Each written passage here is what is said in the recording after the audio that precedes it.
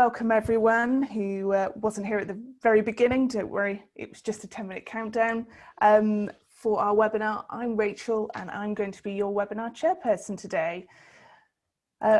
Delighted to welcome back two brilliant speakers who we've had on lots of webinars before. Welcome Gavin Scott back to, well, what's actually your second webinar with us. Yes, thanks Rachel, great to be here, and so we're looking forward to this session. Fab, and you're sharing lots with us. I don't know whether you wanted to give an introduction to who you are. Yeah, Gavin Scott, customer experience expert, author of Finding Gold Dust, How to Create Exceptional Customer Experiences. And yeah, you know, I just look at, in terms of the things that I do at the moment, I'm doing a lot of stuff online. Used to do a lot of in-person, face-to-face events, but as the world's changing, then so have I had to adapt my business. So yeah, all of my stuff gets done live from the UK in Doncaster, like I am just now. So yeah, great to be here. Well, welcome back to the webinar. And I know that you're launching a podcast soon. So do you want to share a bit about that as well? Yeah, the podcast is called Customer Service Gold Dust, and that's due to launch in March. And on the podcast, I interview customer experience professionals, and we talk about their journey. They share their insights, their experiences, and their future focus. So they're the fun interviews with certainly lots of gold dust that people can take away and apply to their own businesses straight away. Brilliant. Well, we'll look out for that. I'm delighted to welcome back one of the fan favourites, certainly one of mine, Mike Murphy from Genesis. Hi Mike, welcome back. Thanks Rachel, great to be here, and very much looking forward to the webinar. Fab, and you're discussing kind of customer experience from a technology side with working at Genesis. Yeah, so on the Genesis front, obviously we've been a brand in this space for, gosh, it's getting close to 30 years. And for an area, if you like, in business, which was always very congested with different types of technology. And many years ago, the quest was, how can we kind of, you know, wrap software around that complexity and make it more straightforward for the customers? Today, with the cloud, that's suddenly become very much a case of just how can we make the complete sort of technical landscape in the contact center very, very simple. So that's our kind of current goal at the moment. And touch wood, we're making great progress. It's lots of hard work, but it's kind of a great place to be at the moment. Brilliant. Well, welcome both. Welcome also to the audience. We are taking a replay of today's webinar, and that should be available later on this afternoon on callcenterhelper.com/recorded-webinars. So a bit of housekeeping. If you wanted to log into the chat room, we are running our traditional, all the discussions, chatting amongst ourselves, sharing best practice and everything. So a few added bonuses is that you can download a copy of both our speaker slides. You just need to click download webinar slides, and you can also join in our quiz, which will be coming in between or actually after Gavin's presentation. So you'll need to be in the chat room to take part. Another added bonus of being in the chat room is that we're running our trusty faithful champagne or a box of chocolates for the best tip. You just need to use #question to ask the panel a question, or #tip to share your tips for customer experience. So delighted to hand over to Gavin Scott for his presentation. So let me just stop sharing. Okay, so let's get this brought up then, shall we? And just share my slides. So I'll just ask you for a quick nod. Can you see that now, Rachel? Yes? I can, yes. We can. Okay, great stuff. Well, listen, thanks for the introduction, and it's great to be here, like Rachel says, for my second webinar with Call Center Helper. And a warm welcome to the people viewing us today on the webinar. I mean, it's great to see so many different nationalities present, America, Germany, and right next door to me in Sheffield. So great to have you. The purpose of this short, sharp presentation is to share with you three things that great contact centers use to enhance their customer experience. And these insights are based on the experience that I've had working with both large and small organizations over the course of the last 20 years. And so the three key areas I'm going to focus on during this presentation are, number one, the importance of having great visuals. Number two, making sure that you have a compelling scoreboard or a compelling scorecard. And number three is all about the importance of making sure that you connect your people with the overarching purpose of your business. So let's start off by having a look at the visuals, shall we? Now, before I share the next slide, let me just state why visuals are so important. You know, when it comes to how we think, we don't think in words or text.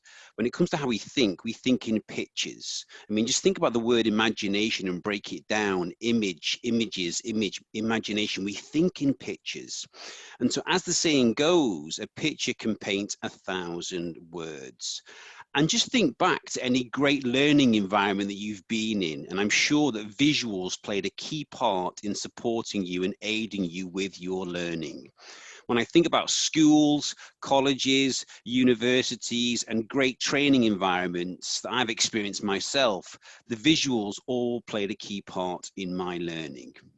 In fact, as a self-taught memory expert, I used to share great visuals with children to help them to get better exam results. And now, when it comes to the events that I do myself, I use hand-drawn images to bring complex concepts to life. And so great visuals also have a place in great contact centers. So let's have a look at a few visuals that I want to share with you today. So the first one then, this visual represents the importance of getting off to a great start. And we know that we only have between 4 to 7 seconds to make our first impression. And so when that beep goes off in the ear, we have to make sure that we absolutely start well. And as the saying goes, you never get a second chance to make a good, positive first impression. So this visual is a great reminder to people about the importance of getting off to a great start and providing that all-important warm welcome.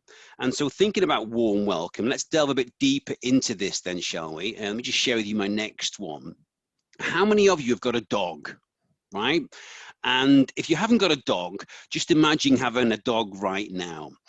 I know that if I left my dog at home for the whole day, when I return, I'd be greeted with a warm welcome every single time.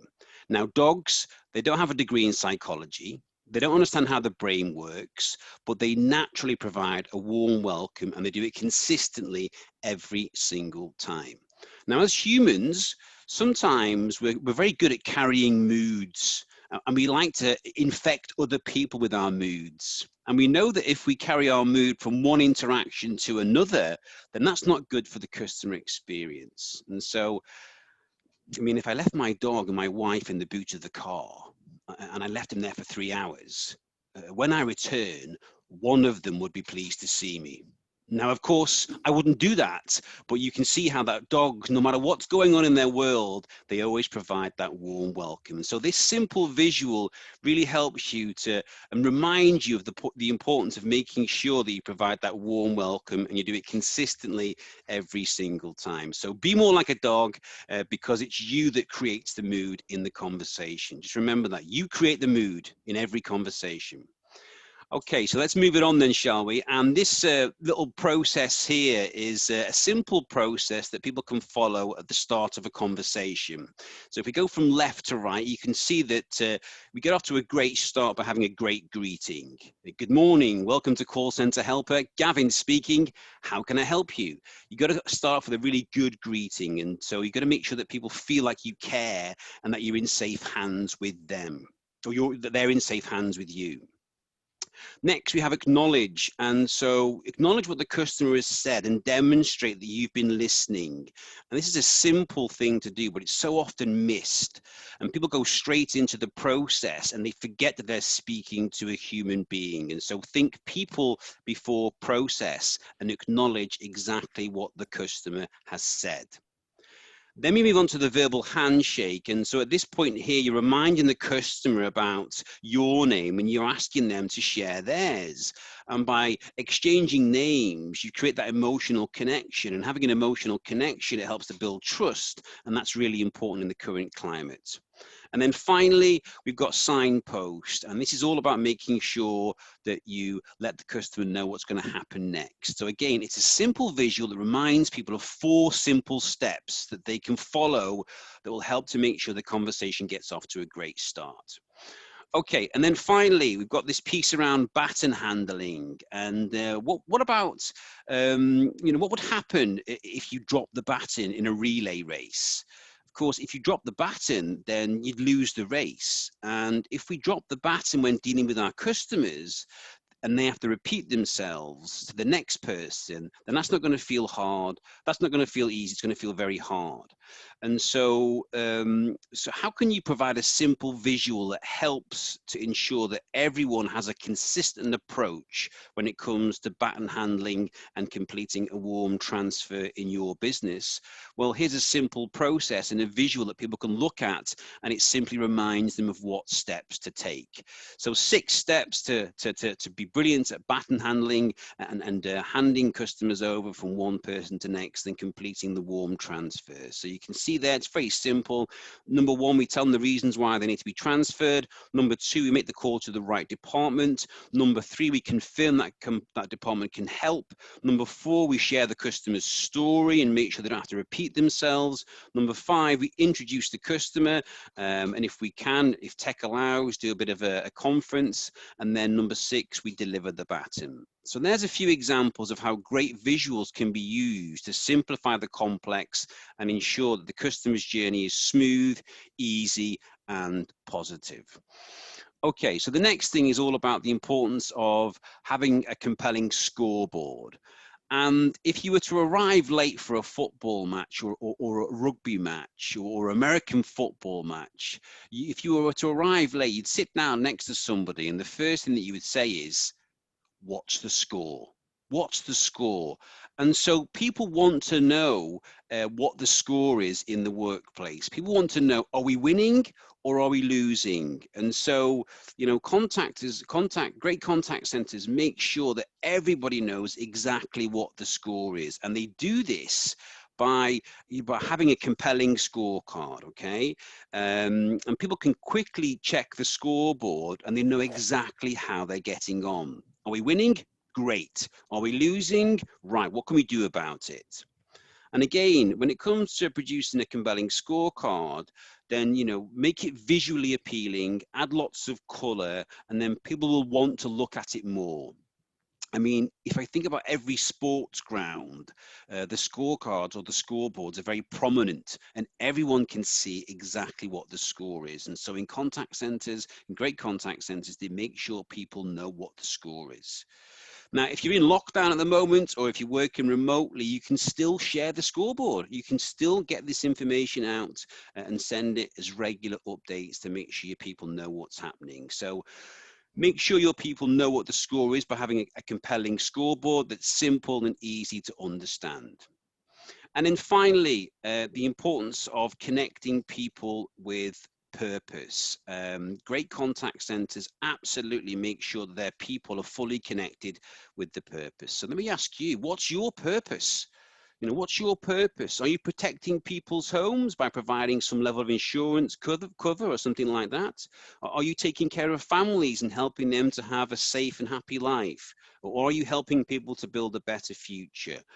Whatever the purpose is of your business, you need to make sure and ensure that your people feel connected to it. So what can we do then?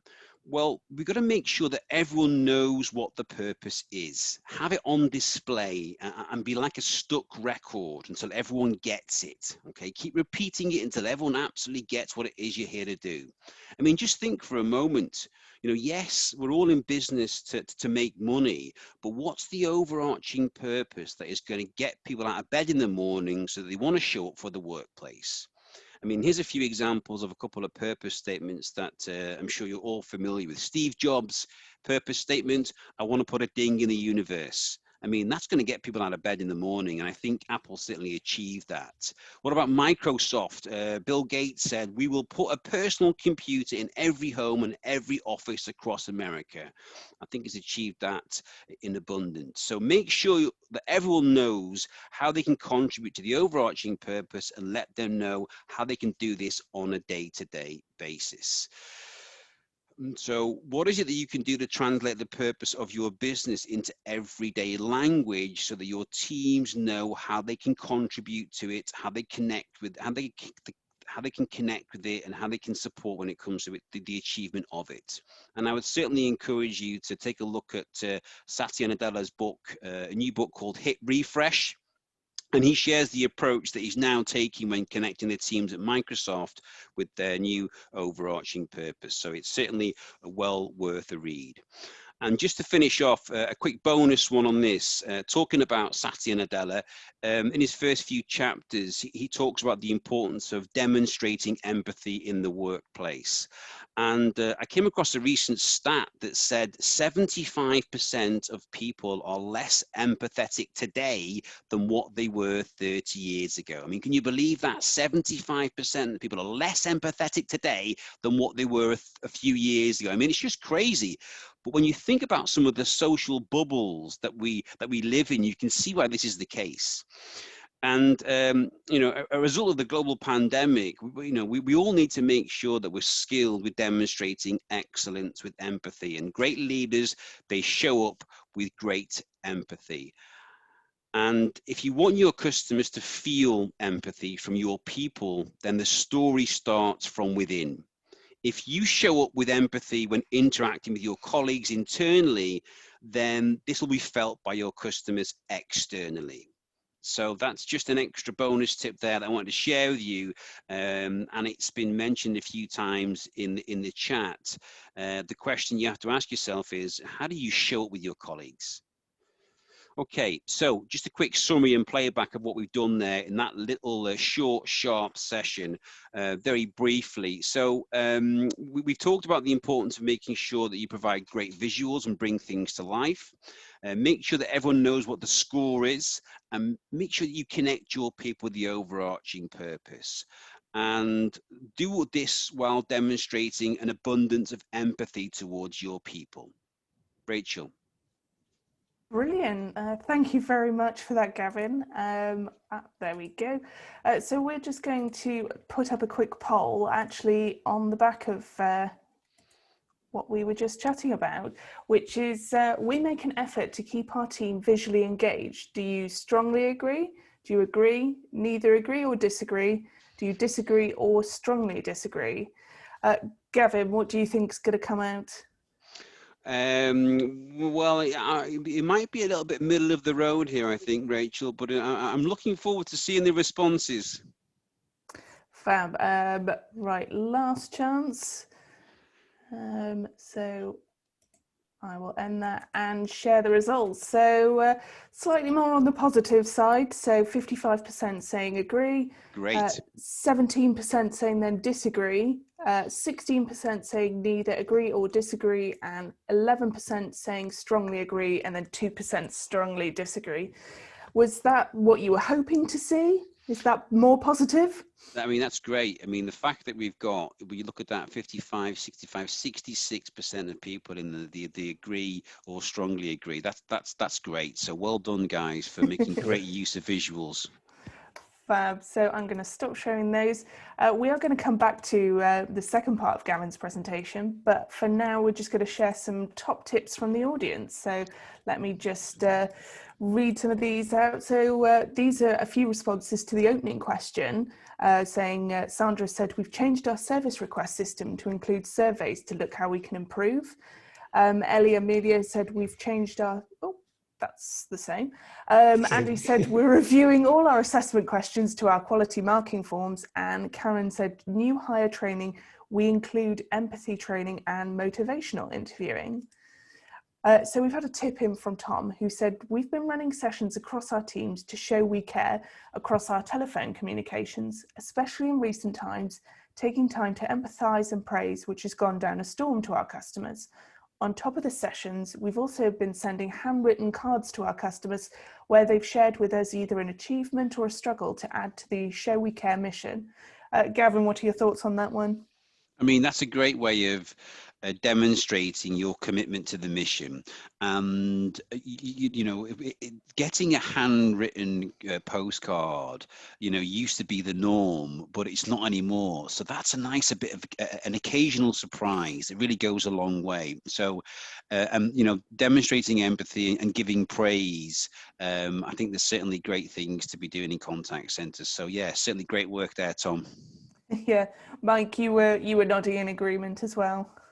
Yeah, indeed. And one of my favorite customers, they're a great contact center, and their CEO does the same for their outstanding achieving contact center staff. So from that perspective, they get home one day after a busy day work, and there's a handwritten note there from the CEO to congratulate them and thank them for their efforts. And very, very powerful and very, very empowering.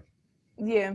And I think especially at the moment, actually receiving a bit of post is quite novel. So, Yeah, absolutely. So yeah. So we've had an opinion in from Sandra, who said, customers may forget what you said, but will never forget how you made them feel. Yeah, I really like this one. Yeah, you're both agreeing. Yep. Yeah, I think Maya Angelou, I can't even say it. I can't even speak properly now after doing that little piece there, Rachel. But yes, people forget what you do, they forget what you say, but they will always remember how you make them feel. And that's key. And I think if we make it feel easy for our customers, they will stay loyal and recommend us to their family and friends. So yeah, it's a great one. Make it feel easy. Fab. So Mel sent an opinion saying, particularly at the moment, it is so important to give the customers your time. You may be the only person they've spoken to all week. Yeah, Mike, I know that you talk about time later on, and very important. Oh, it really is, and especially when there's a vulnerable element to it. But even without that, it's just kind of like, I think, a forgiveness that we all kind of need to have in the current world, just to sort of not necessarily be briskly moving on to the next and sort of wrapping up the call promptly and quickly. Maybe just give that little bit of space back to the conversation, and in a managed way. But I think it would work. It would come across very well, if you like, for the consumer. Yeah. So we've got a few more tips. Odette says, I always tell my team to practice mirroring. Aside from that, I encourage them to not be dependent on spiels or scripts and listen more to clients to be able to deliver a customized service and manage client expectations. And Christina said, always make sure you listen. Sounds obvious, but many people do not listen. Very important. So Gavin, I think it's time for part 2. Yeah, and there's a couple of great little shares there by Odette about the need to be in sync, create the liking factor, and so adapt your communication style to the person who you're speaking with is key. And yes, sometimes we look like we're listening, but often we're formulating our own response. And so make sure you're really tuned in and listen to hear. Yeah, not listen to speak is certainly what I would encourage. So let me just see if I can share my screen then and get this final piece up and running then for us. So, okay, so let's just bring to life some of the information that I was sharing with you in the previous session, and let's look at how great visuals really help us to remember lots of information. So we're going to do a quick exercise, and it works like this, okay? On the board, we've got 2 people here. We've got Muhammad Ali, and we've also got Joe Frazier. I think this was, it might have been the Rumble in the Jungle. It might have been the Thriller in Manila. It was around about 1975, okay? Now, on the board now, I've got 550 words. I've got 550 words about the life and times of Muhammad Ali. Now, if I said to you, I want you to memorize this so that you know it off by heart, would it take you minutes, hours, days, or weeks? I think, most of us sitting going, you know what, Gav, it's going to take me a long time. It's going to take me a long time. And what if I said, we're going to memorize this in less than 3 minutes? Now, who thinks, Gav, I've known you for 20 minutes. I've got every confidence in your ability. Give me a hell yeah. I can hear you. Who thinks no chance, Gav? You haven't got a clue what my memory's like. Give me a no chance, Gavlar. No chance. Gavlo. We're going to memorize this in less than 3 minutes, and there's 3 things that I need from you. The first thing is this: you've got to believe that you can. If you believe you can, then you will. You have the right state of mind. The second thing, if I say to you, shout something out, then wherever you are in the world, just shout it out. It's okay. It might be a bit weird, but just go with the flow. Number 3, if I say to you, draw a picture in front of your face, then just draw that picture like Zorro. Okay, those are the 3 things that you have to do. We're going to memorize 550 words in less than 3 minutes without writing anything down. So here we go. Here we go. 550 words. What is it now? 225. 3 minutes. Here we go. So Muhammad Ali, the blue piece here. He was born in 1942. The best way to remember that is to write it in front of your face like so. 1, 9, 4, 2. Everyone do that for me now. Calling it out. 1, 9, 4, 2. He was born in a place called Kentucky. Now, Kentucky's in the USA. I think of Kentucky Fried Chicken. Love that stuff. Yum, yum, yum, yum, yum. Do the chicken dance. Chicken, chicken, chicken, chicken, chicken. Good stuff, Rachel. Come on, Mike. He was named after his father. His father's name was Cassius Clay Sr. And he started boxing at the tender age of just 12 years old. Now, during his boxing career, he won the gold medal in the 1960 Olympics. He was so proud that when he came back from the Olympics, he wore the medal around his neck everywhere he went for weeks and weeks and weeks, until one day he walked into a coffee shop, he ordered a coffee, and the person said, "I'm sorry, we don't serve black people." He said, "I can't believe that. I fought for my country." He ripped off the medal and he threw it as hard as he could, and it landed in a river, and no one's found it since. These Olympics took place in the city of Rome, which of course is in Italy. When you think of Italy, what food do you think of? Pizza, pasta. He turned pro at the age of 18, and during his amateur career, he won 100 fights and he lost just 5 times. We move over to the orange piece. He became the world champion at the age of 22. Those of you who have played bingo, we think of 2 little ducks. Everyone say quack, quack. Quack, quack. Quack. Not only was he known for his fantastic punching power, he was also known for the stuff that he used to do with his feet. And some of you may have heard of the alley shuffle. There's me socks here in the UK, the alley shuffle. He used to intimidate his opponents, and famously during a press conference, he said to a guy called Sonny Liston, he said, "I'm going to float like a butterfly. I'm going to sting like a bee." He put the whoopsies up this guy so much so that he nearly beat him before he got into the ring. Then came the Vietnam War. This went against his religion, and he said to the US government, "I'm not going to fight. This is fine. If you're not going to fight for us, you're not going to fight for anybody." They stripped him of his boxing belt and they stripped him of his boxing license. Then he successfully defended himself in a court of law, and he won back his belt, he won back his boxing license, did it quite brilliantly. He's the only heavyweight to have been the world champion on 3 separate occasions, and during his boxing career, he won over $50 million in prize money. $50 million. In terms of his life, up to the purple bit, he was a Muslim and he followed the teachings of Malcolm X. Do me your best X Factor sign. X Factor. Busy boy, married 4 times, even busier in one department because in fact he's got 9 kids. Imagine that. He got an award from the BBC in 1999. The award was Sports Person of the Century. Sports Person of the Century. Before he passed away, he had something called Parkinson's disease, but he still did lots of work for charity. Okay, who's got a photographic memory? It's now 2:20, that's 3 minutes. Photographic memory. Look at the blue bit. With your imaginary camera, take a picture of that blue stuff there. Ka-ching! Look at the green bit. Take a picture of the green bit. Ka-ching! Look at the orange bit, take a picture of that, ka-ching, and a purple picture of that, ka-ching. Look at the boxing gloves, pan out, take a picture of all the information, bosh. Okay, now just write down on a piece of paper at least 5 things. 5 things that you remember about the life and times of Muhammad Ali. Do that for me now. 5 quick things. Write them down on a piece of paper. I mean, I was going to say write them in the chat, but then once you write them in the chat, others were going to be able to see that. And so, so write them down on a piece of paper, and let's do it that way for now. So I'll just give you a quick 30 seconds to do that.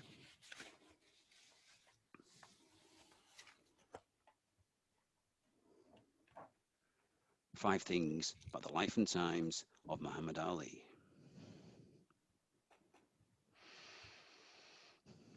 It's very powerful. Okay, Good. So we're going to do a quick test, a quick recall, and see how much of this information you can remember. I'm going to ask you some questions. If you know the answer, you do me a favor, you shout it out loud and proud, whether I can hear you or not. Rachel and Mike are going to go with the flow. They're going to see it. I want you to just get stuck in and shout some stuff back if you can. The rest of you shout it out, and let's see how much we can remember. Just imagine where the information was. So here we go. Muhammad Ali, probably the most famous boxer ever to grace this land. He was born in what year? 1942. 1942. Where was he born? Kentucky. Kentucky, USA. Named after his father. His father's name was? Cassius Clay Cassius Sr. Clay. And he started boxing at the tender age of just 12.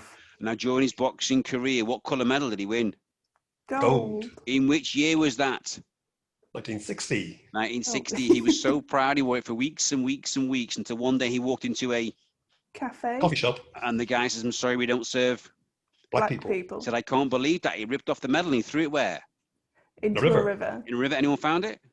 No. Nope. These Olympics took place in which city? Rome. Rome. Which country is that in?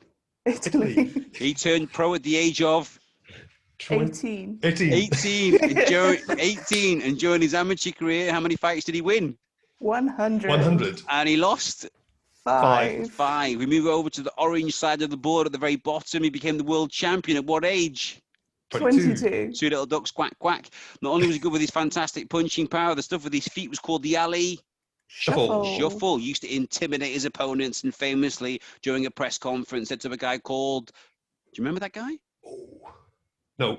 Sonny Liston. He said, I'm gonna float like a Butterfly. Butterfly. butterfly, sting like a what, Mike? Bee. Your hands can't hit what your eyes can't. See? Extra information right there. Then came which war? Vietnam. Vietnam. Did he fight? No. No. The US government, they stripped him of his Belts belt and license. and his license. Then who defended him in a court of law? He Himself. did. He defended himself, did it quite brilliantly. How many times has he been the world champion?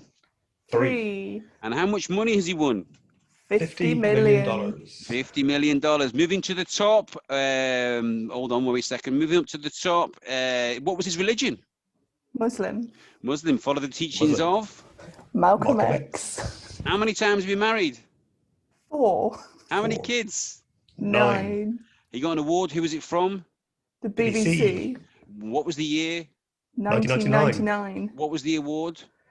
The sports personality of the century. Before he passed away, he had what disease?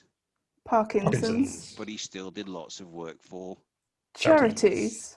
There, we give yourselves a round of applause, and for the rest of you who are joining in, well done. The key thing is this: we've just memorized. I said to you on the board here, there are 550 words, and I'm sure if I said to you right now, do me a favor, write down some paragraphs about the life and times of Muhammad Ali, you could fill in the gaps and fill in the small words. So the key thing is this: we don't think in words or text, we don't think in black and white. When it comes to how we think in pictures. Okay, so memorizing what's in front of you now is going to be quite challenging, but doing this exercise, hopefully you will have found that you could recall at least 80% of the information. Okay, whether the information is factually correct or not, you know what, the key thing is the information that I shared, you remembered it by looking at this visual. And so what great contact centers do is they use visuals to bring things to life. So imagine if you had a visual that had your customer journey, and all of your people could recall that in less than 3 minutes. I mean, that would just be brilliant. And so the message here, the key takeaway is, absolutely. I know that 66% of you are making great use of visuals now already. Those who aren't should have seen the impact of that little exercise right there, but visuals do count, they do matter, and so make more use of them. So there we go. Yes, use trigger images, chunk things down to manageable amounts, use stories and metaphors to simplify the complex, and deliver the messages to your people with bags and bags of energy. Thank you.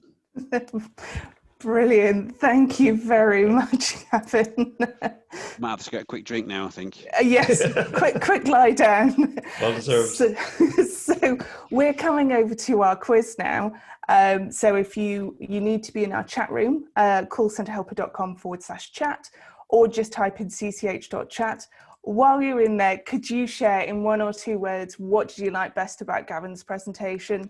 I mean, my key takeaways are, you know, all my knowledge on Muhammad Ali, I mean, I don't think I'm going to be able to forget that now. I see lots of people saying that they're quite blown away by how much they're recalling. But also going back to your beginning parts of the presentation, I really enjoyed the be more dog, or be more like a dog, you know, like energies, smile on my face, and also your Gavs. So greetings, acknowledge, verbal handshake and signposting. Brilliant presentation. Thank you very much for that. It made me laugh as I was doing the first presentation, Rachel, because I think it was Dan that said, the last time I left my dog at home, I came back and they chewed the sofa or something like that. So Yes. it did make me snigger. But most dogs, when you come home, they give you a warm welcome. So the question is, when we're speaking to our customers, do we consistently provide a warm welcome every single time? That's the key thing. Brilliant. So to take part in our quiz, you just need to use the quiz buttons. They're found in the chat room, so A, B, C, D. And so you obviously use the right button for the right number. So let me just pull that up. We've got 110 people already in our chat room, so last chance to take part. The winner of the quiz will win a bottle of champagne or a box of chocolates. So definitely worth taking part. So first question. According to our research, what is the biggest barrier to making customer experiences easier? Is it A, failing processes or policies, B, lack of available budget, C, lack of communication between departments, or D, slow or outdated technology? So you just need to click the buttons in the chat room, A, B, C, or D. So that's according to our research, what is the biggest barrier to making customer experiences easier? Is it A, failing process or policies, B, lack of available budget, C, lack of communication between departments, or D, slow or outdated technology? Last chance. Oh, it's all going up. Right, so most people getting that one right. Yep, the answer was C, lack of communication between departments. Contact center professionals claim that communication is their biggest barrier. Yeah, each of the barriers highlighted in the question were the top 4 issues reported. So Andy's currently in the lead. So next question, true or false? More than a third of contact centers have never mapped their customer journeys. Is it A, true, or B, false? So true or false, more than a third of contact centers have never mapped their customer journeys. Last chance. Most people getting that one right. Yeah, it's A, true. 34.8% of contact centers have never mapped the customer journey. Doing so with other departments can be a great way to solve the communication problems highlighted in the first question. So Gemma's overtaken in the top. So what percentage of customers say that they will walk away from a brand they love after a single bad experience? Is it A, 12%, B, 22%, C, 32%, or D, 42%? So that's what percentage of customers say that they'll walk away from a brand they love after a single bad experience. So actually, most people are not getting this one right. It's C, 32%. The statistic comes from a PwC research, which also found that even if people love your company or product, in the US, 59% will walk away after several bad experiences. Another change at the top. So last question, according to the same PwC report, which sector generally provides the best customer experiences? Is it A, banking, B, healthcare, C, hotels, or D, restaurants? So which sector generally provides the best customer experiences? A, banking, B, healthcare, C, hotels, or D, restaurants? Last chance.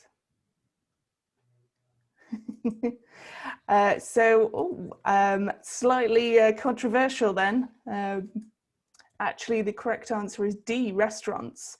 So while they grabbed the top spot, each of the options that we included was in the top 4. The sector that took the bottom spot was actually sports, which surprised me.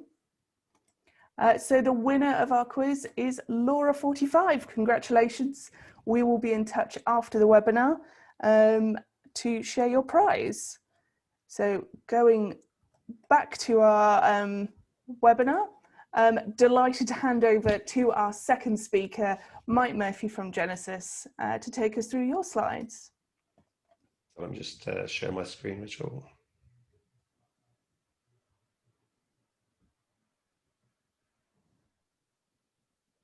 Just confirm to me that that's showing correctly. Yep, there we go, in full screen now.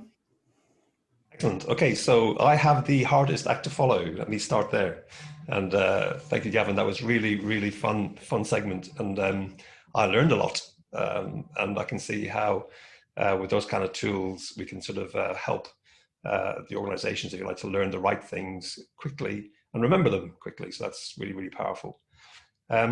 My section really is obviously got a technology twist. That's kind of my background, and what I've got really is just some observations that I've made, if you will, and some also, if you like, some sort of thoughts really around how we kind of do this correctly, because the contact center is an area where there's lots and lots of technology, and for a long time it's been very congested with lots and lots of different types of technology. So just to be very clear with the audience, you've got to start with customer experience as your kind of your target and work back towards the technology, and absolutely not the other way around. And unfortunately, I think because of how we kind of get to where we got to, I can remember the days when life was very simple with a call center. All we had to think about was answering a call. And then from that, it kind of blossomed into a very sort of sophisticated and complex part of the business with many different types of interactions. But absolutely, we can't get away from the fact that don't let the technology bully your sort of focus, your ambition, because really to get the results for customer experience, you've got to kind of get the technology right behind you and not let that dictate, if you will, the way that you behave. So from the way I kind of want to take this is kind of like three different points of view, really.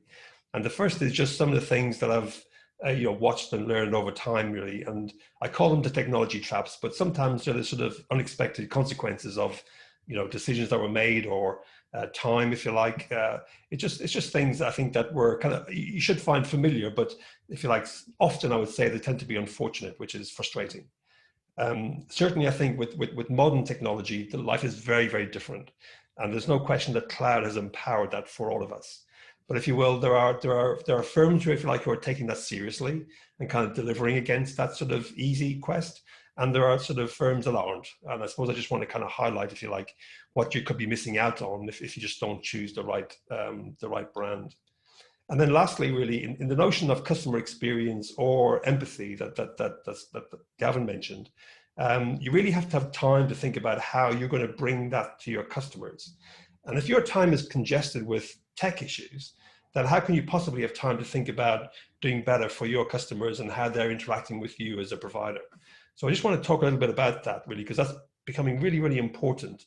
And although, if you like, as a vendor or as an industry, we sort of talk about, we kind of got to get to these type of goals. Often, if you're just kind of blocked from getting to thinking about those type of goals, it's hard to actually execute against those goals. So I want to talk a little bit about that.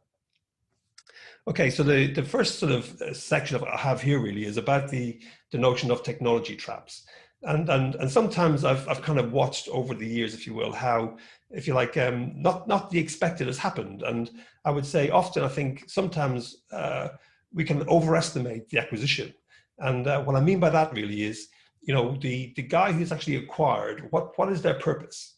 And what are they doing about that acquisition to make it better for their customer?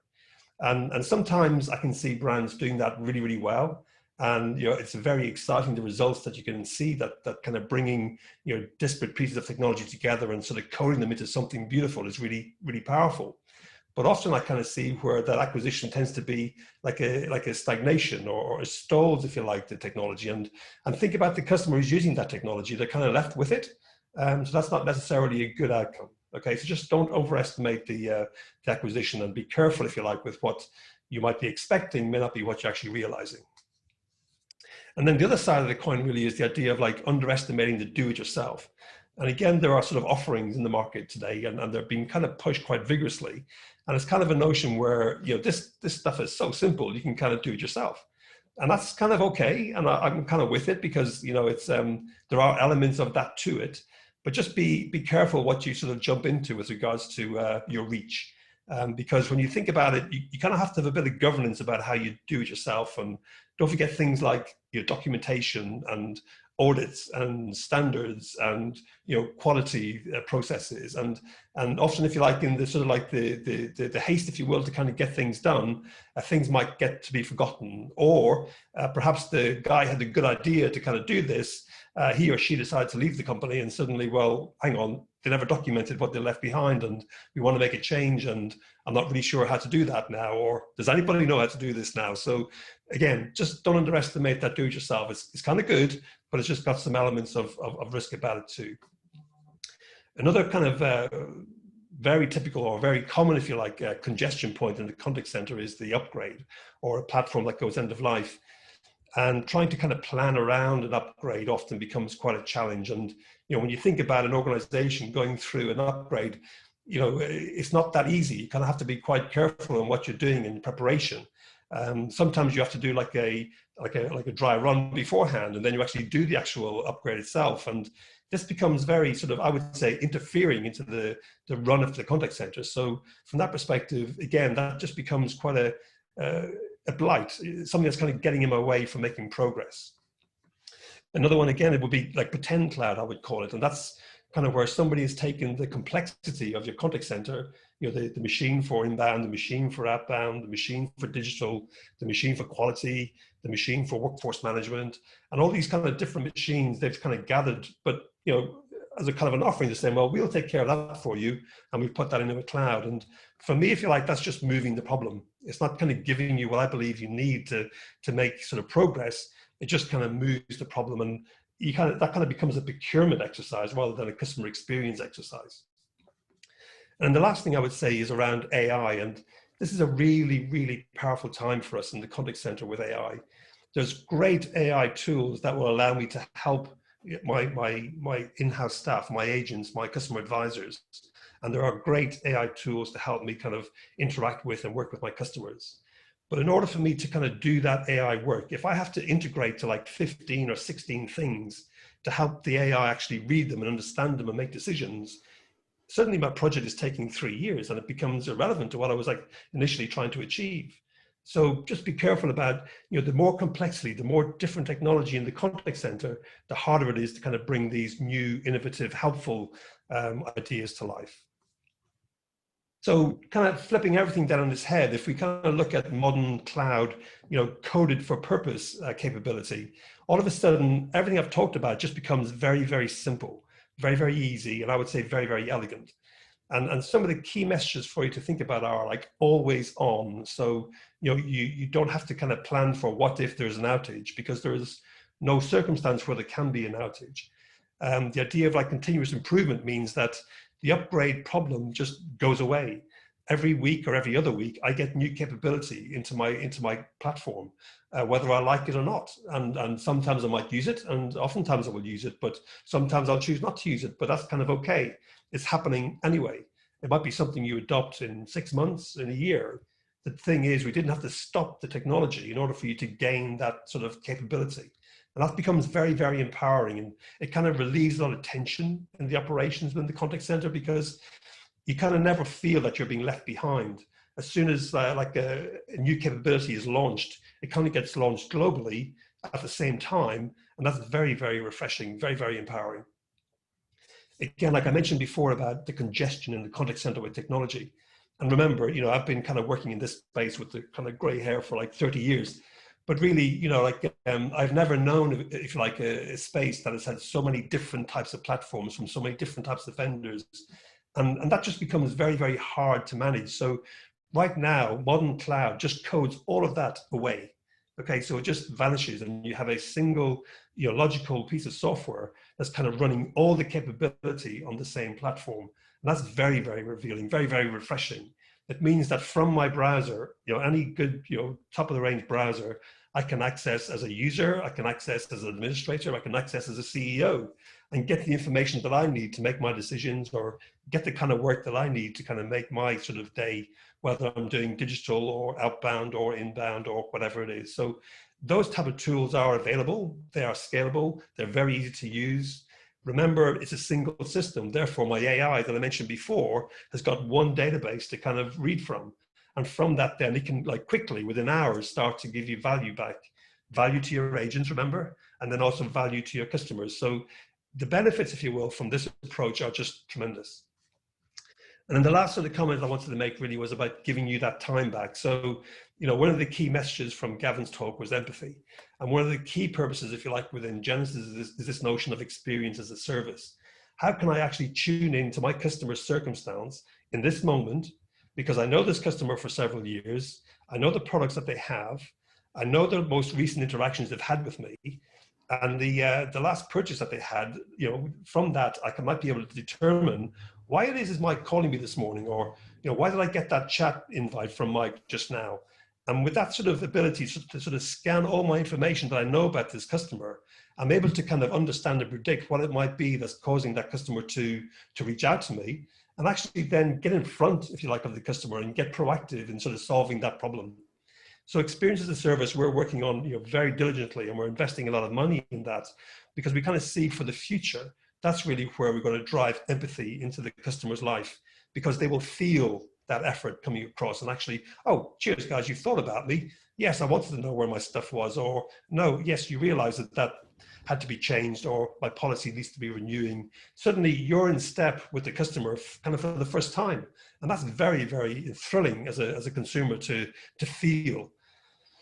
The other sort of areas that can kind of give back, if you like, to help your thinking is that notion of you know, simple things like reporting. If you're finding it difficult to get access to the right information to make decisions, then really question your tech, or question, you know, why do I need a sort of like an analytics department of 18 people to kind of give me the information I need to make decisions? I mean, really? And if you can kind of get away from the sort of thinking that kind of got us there to modern tech, suddenly life becomes very, very easier. And I mentioned integration errors because this is just classic, because again, that congestion of different disparate systems creates dreadful opportunity for integration errors. And suddenly, well, I expect my information to be available every Tuesday morning at what time, and suddenly it's not, or I'm seeing one report that says I've handled 4,000, another report that says I've handled 42,000.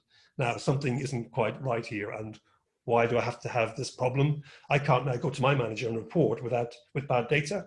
So again, that complexity, that multi sort of system solutions just don't work really, and don't allow us to kind of get to the thinking about great customer experience, great customer service.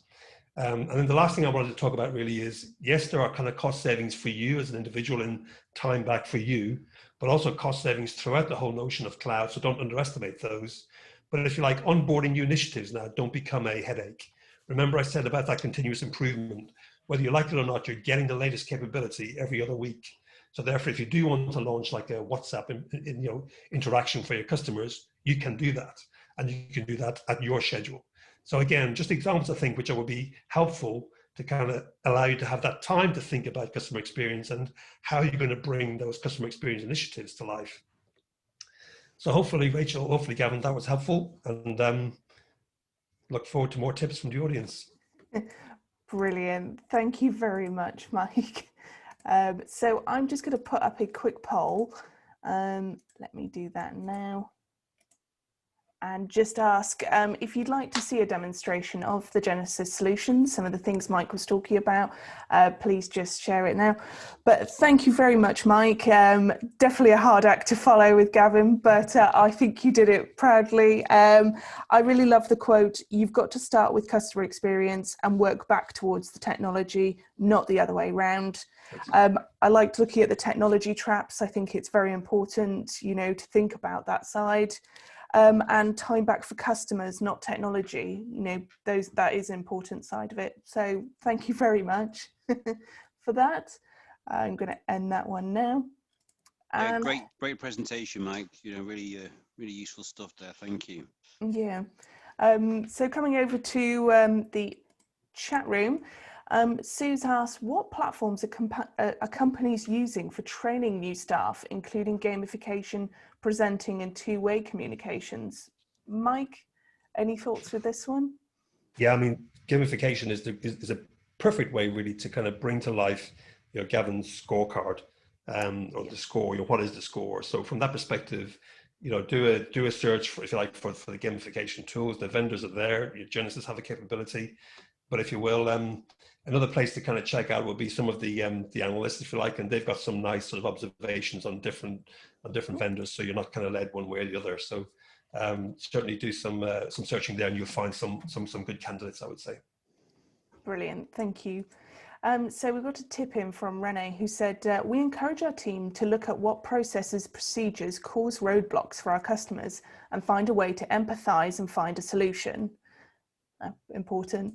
Rebecca has said, leave the ticket case as you'd want to find it. If you were to pick up from here, is it clear what the next action/expectations is without having to scroll through the history? Yeah, Mike, you're nodding away.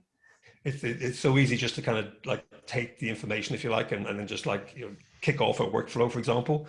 But if there's little context or those kind of moments that sort of make the customer feel special, if they're kind of missing, it's really just hard to kind of bring that up and try and bring it to life. So just little tips like that are really, really helpful, just to help the next person who's going to pick up the work to tune in quickly and try and delight that customer. Brilliant. So Anne said, we always have Chocolate Friday. Now we have staff working from home, it hasn't stopped. We send out a chocolate bar every week to every member of staff. Wow, Gavin, very impressive. I love that. I mean, that's just so simple, isn't it? And it's not particularly costly, but the impact that you have of doing something like that, just, you just get more discretionary effort back from your people. So yeah, I'm all for chocolate on a Friday. Great tip there, or great thing that you're doing there, Anne. Well done. I enjoy tomorrow. Very jealous. Yes. So Joe Lindley said, showcasing recorded conversations with our customers to our teams, good and bad, to help give our teams a better understanding on how to deal with any particular scenario. Yeah, I think both of you really important. Gavin? Yeah, I think on that one, help people to understand what good looks like. And so that's why it's like, like Joe's doing, it's massively important to share. This is what good looks like. And here's the gap that we now have. How can we bridge that gap to make sure that everyone gets to that good standard? So it's a good exercise to do. And, that's certainly going to help to shift the performance of everybody. Yeah, and Mike, I'm sure technology would help with that as well.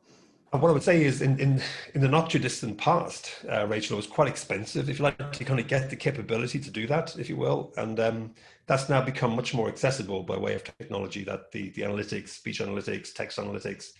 And what I mean by that is it kind of helps you to sort of, well, the first thing it'll do is kind of like, what's the word? Oh, I can't remember the word. But it just kind of creates like a transcript of the whole conversation that the agent has had and the customer has had. So that's the kind of first thing. But the second thing is that you can kind of spot the outcomes that were good and spot the outcomes that were bad. And then that'll help you sort of find those examples really, really quickly. But what I would say is it's become very, very accessible, the analytics capability. And like for ourselves, for example, it's kind of baked in. We just provide it now as standard. It's no longer that sort of special investment that it used to be. So I think that's going to help just to make it more accessible to more customers, really. Brilliant. Thank you both. So Renee, obviously after the champagne, has sent in another tip saying, we encourage our team members to provide the same service that they themselves would want to be served, which means that they need to be understanding, empathetic, and willing to look outside the box to provide a memorable experience. Yeah, I think this is back to what we were all saying at the start about, how we like treating it like your mother and everything. So yeah, very important. So we've had a question in from Andy saying, how do you think working from home will impact the customer experience? Gavin? Yeah, I mean, certainly some of the clients that I've been speaking to, what they, on a positive note, what they found is that because people are working from home, they're more comfortable, they're more relaxed, and therefore they're more empathetic, and that's got to be a good thing. But then you've also got the issue with people being a bit distracted and not being able to be present if you've got children and other things going on. So, there's certainly been pros and cons in terms of some of the conversations that I've had about, what it's like working from home. So, yeah. Yeah, and Mike, what do you think? How has it changed? Yeah, I think, so certainly in the context of the home worker, I think it's important maybe to think about breaking up your day as opposed to like a like an 8-hour shift, like thinking about maybe several smaller sort of chunks of work perhaps sprinkled throughout the day might be helpful, just to kind of keep that freshness, because we all kind of get a bit fatigued, and even I'm fatigued, sitting at my desk all day, every day, same desk, same view. It does kind of get monotonous, and I'm sure it'll be hard to kind of keep that sort of like the sort of welcome home dog sort of like impact at sort of 5 to 5 of an evening after a full 8 hours. But there's tools that we're working on to kind of help there, and there's also, if you like, with the gamification, good collaboration tools, so you can still feel part of a team, albeit you're remote. Yeah. And I would just, final thing, you got to, it's a good point, Mike. You got to take care of yourself, and you got to make sure that you can go for a walk. If you can do a reset, change your physicality, keep moving. That's massively important. And have chocolate Fridays. Chocolate Fridays as a bonus. Wednesdays and Thursdays. Yes. And Fridays. So just to finish, we've got one final tip from Binky, who said, speak to customers how you wish to be spoken to yourself. So thank you very much for that. So unfortunately, we reached the top of the hour. So I'd just like to say, if you could share in 1 or 2 words, what did you like best about today's webinar? The winning tip comes from Emily, who said, we see our customers as invited guests to a party, and we're the hosts. It's our job every day to make every important aspect of the customer experience a little better. I think that's brilliant. Wonderful one. So we'll be in touch, Emily, after the webinar. Just a reminder, if you could complete the survey, it's only 4 questions long when you leave. The replay and slides will be available later on this afternoon on callcenterhelper.com/recorded-webinars. So it's half term next week. So we're taking a bit of a break, but we'll be back on the 25th of February. And I'd just like to say thank you very much to our 2 brilliant speakers today. To Gavin Scott, thank you so much. I'm going to remember all those facts for a long time now. No, thank you. Been great. Thank you for having me. I do appreciate it. Thank you. And to Mike Murphy, a brilliant follow-up act, I have to say. So well done. I tried. Thanks. Brilliant. So we'll see you in 2 weeks' time. Thank you all. Brilliant. Bye. Thanks, everybody.